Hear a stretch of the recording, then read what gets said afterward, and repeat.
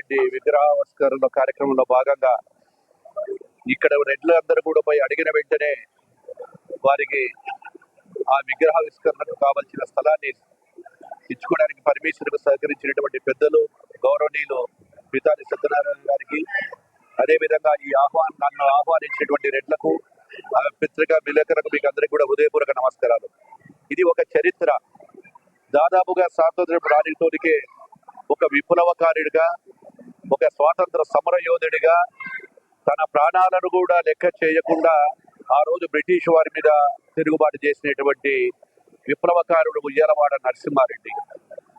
ఆ రోజుల్లోనే ఎన్ని ఇబ్బందులు ఎదురైనా ఆ రోజులో తన ప్రాణాన్ని సైతం లెక్క చేయకుండా ఎన్నిసార్లు దాడులు చేసి ఒక పోలీస్ స్టేషన్ మీదనే దాడి చేసి ఆ పోలీసులు అందరూ కూడా ఎదుర్కొని అక్కడ ఉన్నటువంటి తుపాకులన్నీ కూడా తీసుకెళ్లి వారి మీదనే తిరగబడి ఆ రోజు రేనాటి గడ్డలో కోయిలకుంట ప్రాంతంలో ఆ రోజు తిరగబడి ఉన్నటువంటి నాయకుడు ఉయ్యాలవాడ నరసింహారెడ్డి.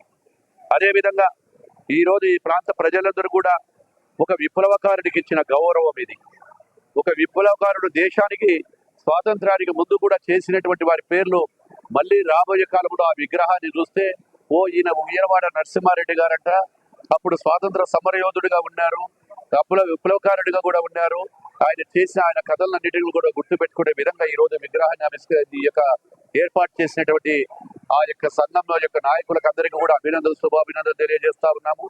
ఎందుకంటే చరిత్రలో కాలం మారిపోతా ఉంది.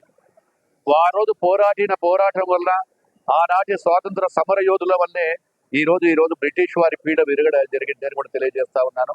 ఏది ఏమైనా ఆ మహానుభావుని స్మరించుకుంటూ ఇక్కడ విగ్రహాన్ని పెట్టినటువంటి వారికి అందరికీ కూడా శుభాభినందనలు తెలియజేస్తా ఉన్నాను.